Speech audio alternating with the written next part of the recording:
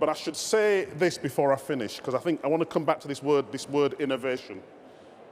The biggest challenge that Turning Point's had, and I think this is the case for the not-for-profit sector, and I also think it's the case for some private sector organisations, is not the inability to innovate. Innovation, it's not the inability to innovate, it's the inability to engage the market, the system, the healthcare system, in the dispersal of that innovation against the forces of anti-change. Right? And the NHS is littered with attempts to improve, redesign, and reinvent that have got nowhere. And it seems to me that our biggest challenge is not innovation, it's change. It's understanding how change works in large systems. Because I think we don't talk honestly about the resistance.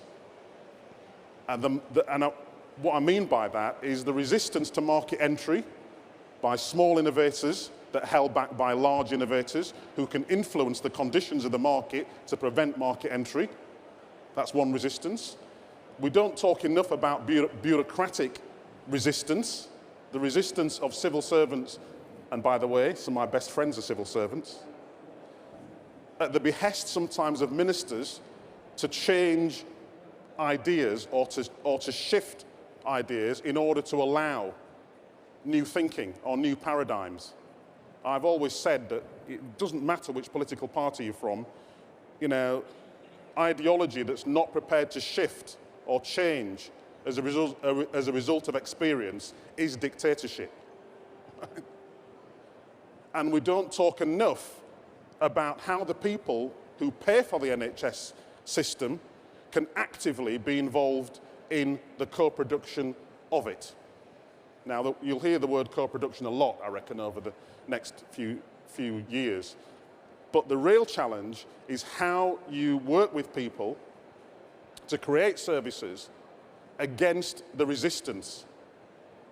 Against the resistance. Now, I'm going to shut up. I think I've said enough. I am hugely privileged to be here. I hope you've understood at least some of what I've said. My passion is the reversal of the inverse care law. It always has been. And I hope that you're able to think about how you might work with people like me and organisations like Turning Point on behalf of the people who largely aren't in rooms like this. Thank you very much. Terrific. Victor, let me before we throw it open to the floor, let me just pick you up on one of your last phrases, how you work to create services against the resistance. Now, you and I have been involved in the voluntary sector for a long time, and one of the things that we would both know is that the kind of cooperation that you get that is often created by mergers in the corporate sector, where organizations come together, is less likely to happen in the third sector or civil society as it's now called, because people passionately believe in what they're doing and they want to do their own thing. So someone sets up a charity and they go down their own set of railway tracks, not necessarily looking at who is on parallel tracks or where those tracks might cross with them. Now, don't they need to do more of that in order to get together, basically, to offer services in cooperation with the private and public sectors? Okay, two things, because your question's quite complicated, actually, but let me just say two things in response to it. First of all, most mergers in the private sector fail, and they fail to generate the value that was imagined at the start. That's just a fact. You read most reports on mergers in the private sector, they fail. Not all of them. No, not all, but generally, the value that was imagined through the merger rarely gets delivered. That's the first thing to say, because I want to try and get away from this idea that mergers in the private sector are always good. Right, but it rarely gets delivered at first. But if because the shareholders demand fast results. That's true, right? but that can be true, but often the demand for fast results in the first place, i.e. cost cutting, drives out the long-term value. And that's a real challenge. And actually the same rule applies to mergers in the charity sector, and egos are involved. I mean, what you were talking about very kindly is not that people do have visions to do good, but they're also driven by massive ego. And of course, in the charity sector, it is possible, in theory, to mount a hostile takeover of another charity, because if the purpose of a charity is to improve the lives of its recipients, absolutely. So if I write to the chairman of another charity and say, and prove that I can deliver a better service to his or her recipients than they are, then legally they are obliged to listen. And they're obliged actually to hand it over. And the reason why it doesn't happen is simply ego.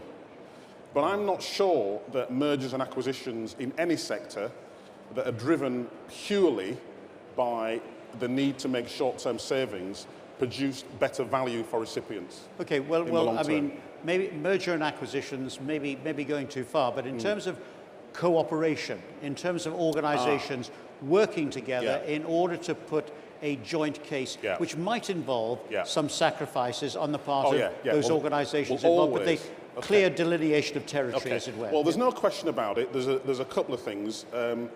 All partnerships involve both parties giving up something.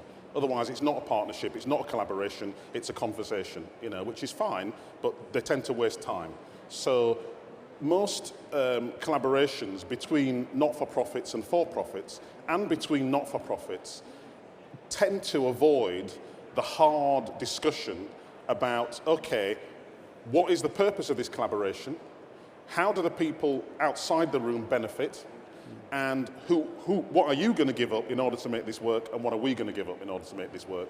And generally, the best way of moving forward with any partnership is to bring the client into the center of the discussion, i.e. to bring the recipient of the service into the room. Then it's very difficult to find excuses to avoid the challenge. What are we going to do to improve the lives of these people? Has to be the center of the conversation. Sure.